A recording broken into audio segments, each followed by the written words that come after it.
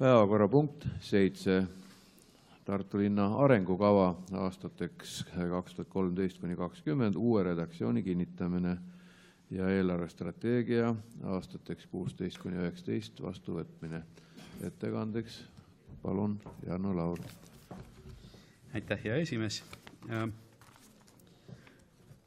Kuna avalikustamise käigus on laekunud 2 ettepanekut peaaegu samasisulist arengukava muudatuseks ja 2 ühe ja sama suunalist ettepanekut eelarvestrateegia muutmiseks, siis lubage, et ma peatukski ainult nendel ja ülejäänud arengukava teile ikkagi ette lugema ei hakkaks. Laekusid siis nimelt ettepanekud arengukavale volikogu liikmelt härra Kinterilt, mis rääkisid arengukava ülimuslikkuse sätestamisest arengukava enda tekstis ja siis sellise põhimõtte sissekirjutamisest, et kõik volikogu õigusaktid peavad põhjendama ja viitama siis oma seotust arengukavaga või kui see puudub, siis kõigepealt läbima arengukava muutmise menetluse.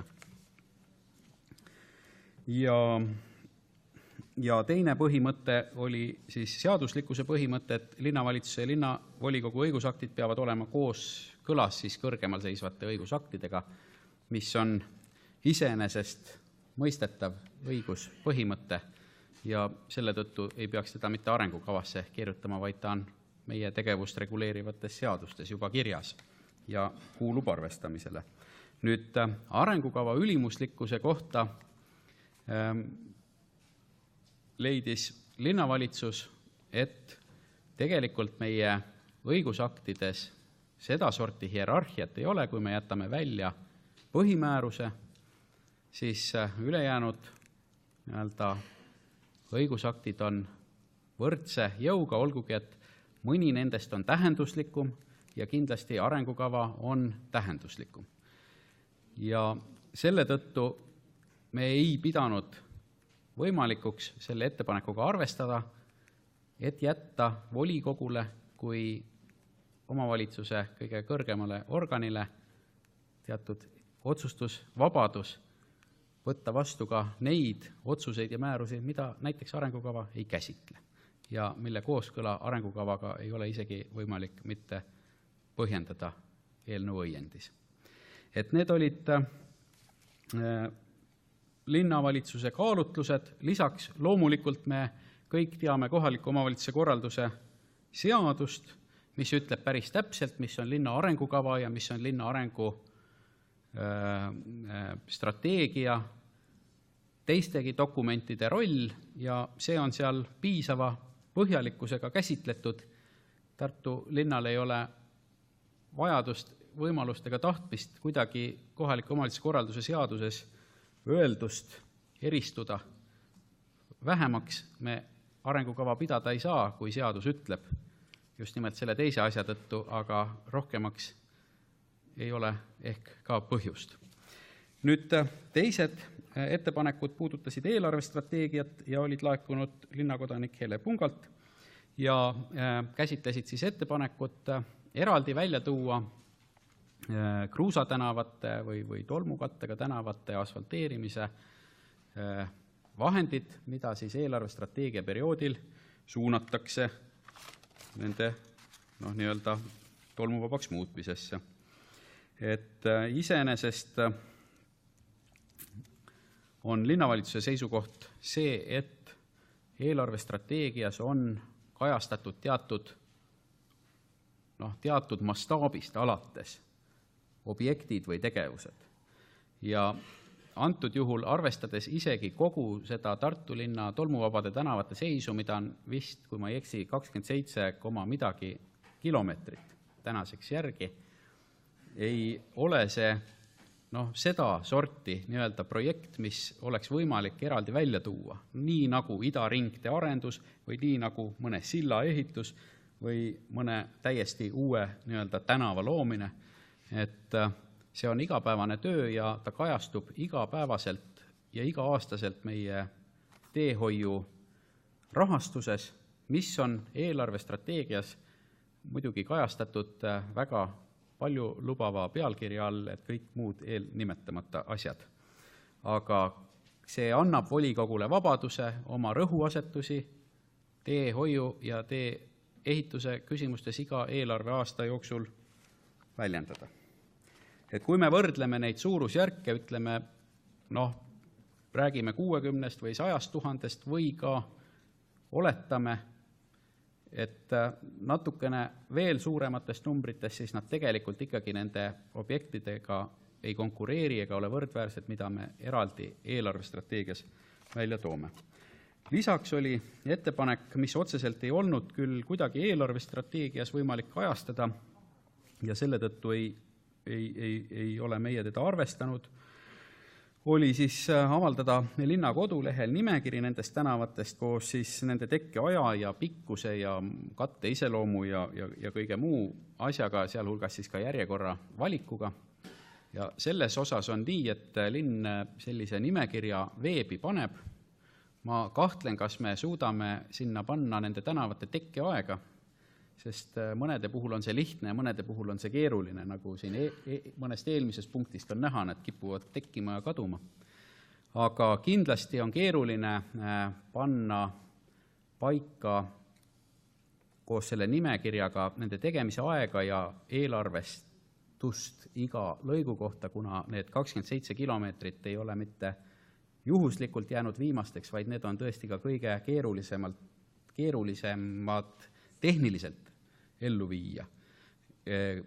Ja selle tõttu nende järjekord ja ka raha sõltub sellest, kuidas mõned muud asjad edenevad. Näiteks, kuidas edeneb sajuvee kanalisatsiooni võrgustiku väljaehitamine, mille taga enamus nendest tänavajuppide asfalteerimisest täna sisuliselt seisab. Ja kui me võtame nüüd nii, et me peaks koos eesvooluga rehkendama selle sinna tänavate maksumuse sisse, siis muidugi ka need maksumused oleksid midagi teissugust ja selles mõttes hoomamatut, et eesvoolu loomine on kogu linna ülesanne, seda tehakse teatud arengukava ja teatud rahaliste võimaluste järgi igal aastal ja nii nagu need võimalused avanevad, siis neid kruusakattega tänavaid ka seal nimekirjas nihutatakse üles või allapoole. Et põhimõtteliselt olukorda, kus me lihtsalt võtaks ja kruusa peale ühe asfalditriibu teeks, me ei saa teha, sest sellisel juhtumil me teeks probleeme juurde. Näiteks sajuvee, ütleme, nõrgumine kruntidele või mingite tohutute sajuvee kogunemiskohtade tekitamine tänavatele. Et see on nüüd sisulise poole pealt see, miks see esialgu üpris lihtsana näiv ettepanek tegelikult nii lihtne vastata just ei olegi. Minu poolt kõik. Aitäh ettekandjale. Kas on küsimusi ettekande esitajale? Ei näe. Siis palun kõnetooli kaasettekandeks komisjoni esimees Verni Loodmaa.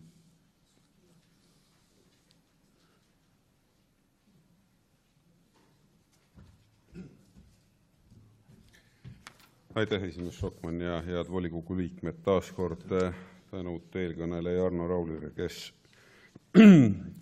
üsna põhjalikult rääkis ära selle kõik, mis selle arengukava redaktsiooni kinnitamisega millega meil arvestada tuleks ja millised muudatusettepanekud olid ja linnavalitsuse seisukohadki ja volikogu komisjon nõustus kõikide nende linnavalitsuse seisukohtadega, palub ka volikogul nendega nõustuda. Üks erand oli, kolleeg Jüri Otsalm jäi siin eriarvamusele ja ei nõustunud ja just nimelt selle punkti 2.1 osas, mis puudutab Kruusa tänavaid. Aga komisjoni enamus teeb volikogule siis täna ettepaneku see otsus vastu võtta. Aitäh! Aitäh kaasettekandjale. Kas on kaasettekandjale küsimusi? Ei näe, et oleks. Siis on niisugune lugu, et sõnavõtusoove ei ole laekunud. Kas on repliigisoove? Repliigiks palun kolleeg Ginter.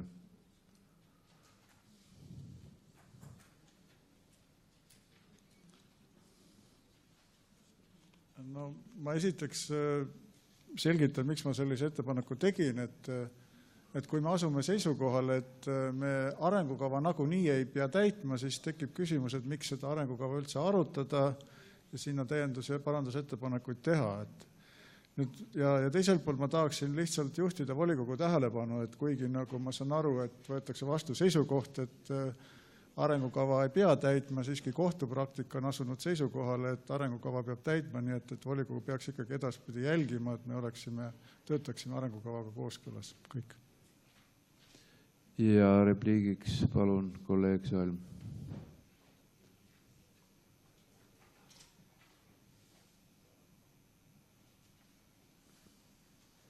Paari sõnaga seletan, miks ma olen sellele otsusele vastu. Et lisaks sellele, mis arengukomisjonis arutati, on meil ikkagi tegemist 68 miljonilise ebamäärasusega, mille üle me siin otsustame, ehk et need investeerimisobjektid, mida 4 aasta jooksul tehakse 68 miljoni ulatuses, seda me ei tea, mis need on. Et Kajar Lember küll on avaldanud koolide investeerimisvajadused kogu summas 50 miljonit, aga me peakski ikkagi nägema, mida mõeldakse eelarvestrateegia lisas nende muude projektide all. Seda enam, et paari kuu pärast me peaks arutlema linna järgmise aasta eelarve üle. Aitäh! Aitäh! Palun, kolleeg Leetmaa saab sõna repliigiks. Aitäh! Mina vastu ei olnud, aga ma ütlesin selle konkreetse eelnõu kohta ja seda, et komisjonis ja minu arust on siin ka seda väärt öelda, et me peaksime tõsiselt mõtlema, et kui me sellistele dokumentidele nagu arengukava ja eelarvestrateegiad ja sellised suured dokumendid tegelikult avalikult väljapanekult tagasisidet ei saa inimestelt, et meil tuleks mõelda, et kuidas see töö siis avalikkusega käib või milliste dokumentide puhul me nagu saaksime seda diskussiooni arendada. Et see natuke murelikuks teeb. Ja aitäh! Kas on veel repliigisoove? Palun, kolleeg Raju.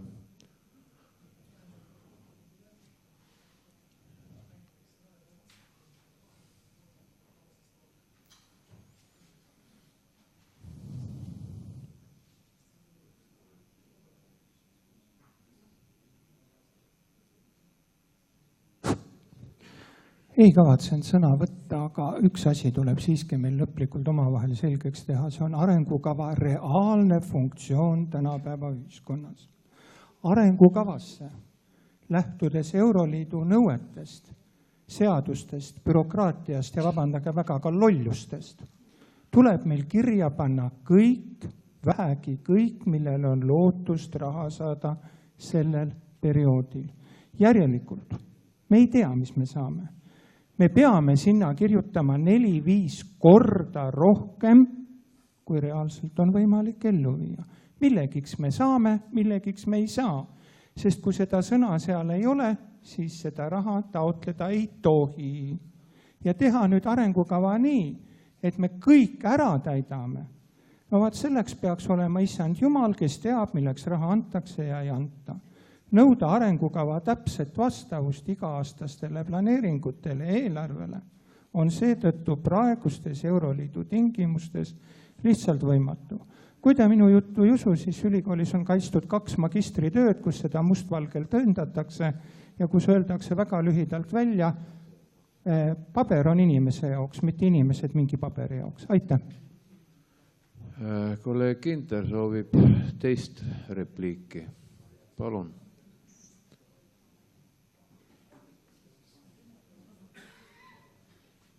Ma olen 100% nõus, mida siin öeldi. Ma ei ole seda kunagi väitnud, et arengukava peab kõik suutma ellu viia. Ta tulebki nii sõnastada, et kõik nagu mis ajaks. Küsimus on selles, et me teeme sageli asju, mis ei ole arengukavas ja selleks, mis meil on arengukavas, need jäävad tegemata. See on nüüd see teema, eks, et me peaksime nagu ikkagi, kui me teeme arengukava, siis me nagu võtame see, et me teeme seda, aga mitte nii, et me teeme tegelikult hoopis midagi muud, aga aitäh! kolleeg Raju soovib ka Ma oma siis veel õige teise natuke- repliigi ära õige natuke täpsustan. südamelt rääkida. Arengukavasse tuleb kindlasti panna kõik see, mille jaoks me kavatseme raha taotleda. Kui seal muid asju, mis me teha saame tulevikus, kui veel elu muutub, ei ole, on see täiesti normaalne. Hakata kirja panema kõik 50-meetriste tänavate asfalteerimiseni, no siis me oleme hullemas 5 aasta plaanis, kui Brežnev unistas. Aitäh, kas soovib keegi veel südant puistata? Kui ma annaksin endale siis repliigiks sõna, kui lubate, ja püüaks rahustada teid 2 asja. Esiteks, kui kõik arengukavad, mis maailmas koostatud on, oleks 100% realiseeritud, siis oleks see hoopis teistsugune maailm, kui meil praegu on. Teiseks, ma usun, et 15 aasta jooksul, mil on minul olnud võimalus linna juhtimise juures olla või sees olla, ma julgen kinnitada, et ei ole küll linna valitsemises ühtegi tegevust olnud, mis ei oleks mahtunud arengukavas kirjeldatud eesmärkide alla. Kõik on sinna mahtunud. Ja ma tahaks loota, et meie teiega koos targal juhtimisel saab see ka edaspidi samamoodi olema. Ikka, et linnas elu paremaks läheks ja inimestel siin rohkem meeldiks. Aga paneks siia kohale ka punkti ja võib-olla annaks siis nüüd hinnangu eelnõule ja hakkaks hääletama. Mulle tundub, et tegelikult meil niisugust sisulist vastuolu ettepaneku tegijatega arengukava osas ei ole või arvab ettepaneku tegija Jüri Kinter teistmoodi, et ei ole vaja neid ettepanekuid eraldi hääletada. Hääletame kogu paketti koos, arvestades linnavalitsuse hinnanguid. Kas nii? Jah? Aitäh. Seega on ettepanek eelnõu siis hääletusele läheb ja kes on selle poolt, et see vastu võtta sellisel kujul, nagu ta meil laual on, arvestades ka linnavalitsuse ettepanekuid, paluks käega märku anda.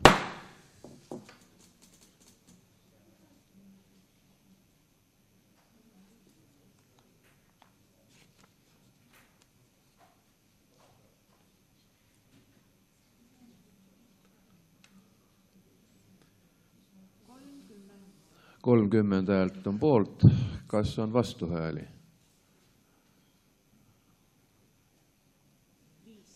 5 vastuhäält on ka, aga seega on häälteenamusega otsus vastu võetud.